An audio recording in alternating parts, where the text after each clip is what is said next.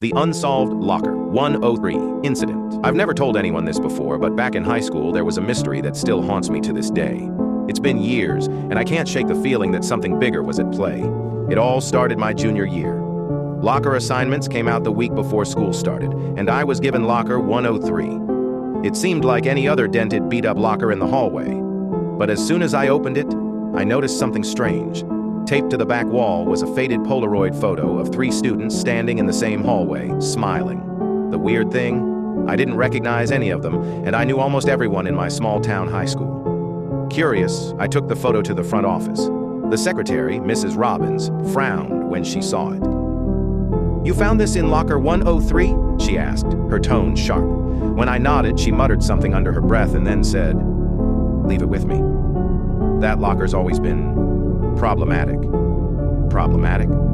That was a strange way to describe a locker. But before I could ask what she meant, she waved me off. The next day, the photo was gone, but something new had appeared. Scrawled inside the locker door was a message. "Find us. We're still here." I felt a chill run down my spine. I didn't know who "we" was or what this meant. Over the next few weeks, more weird things started happening. Random books would show up in my locker that weren't mine.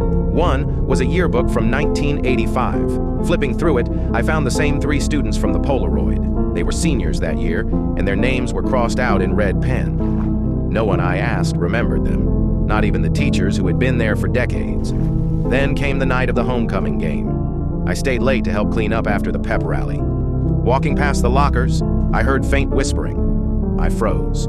The hallway was empty except for me, but the sound was unmistakable. Soft voices coming from locker 103.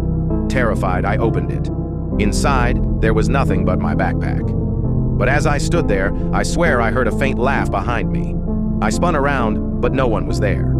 The next morning, the locker was gone, replaced with a blank wall like it had never existed. When I asked about it, Mrs. Robbins told me there was no locker 103. She said I must have been mistaken. To this day, I still don't know what happened. The photo, the whispers, the disappearing locker, it's like the school erased them all. Sometimes I wonder if I imagined it, but deep down I know I didn't. Does anyone else have a story like this? Something they can't explain? Maybe it's time I stop trying to forget and start digging for answers.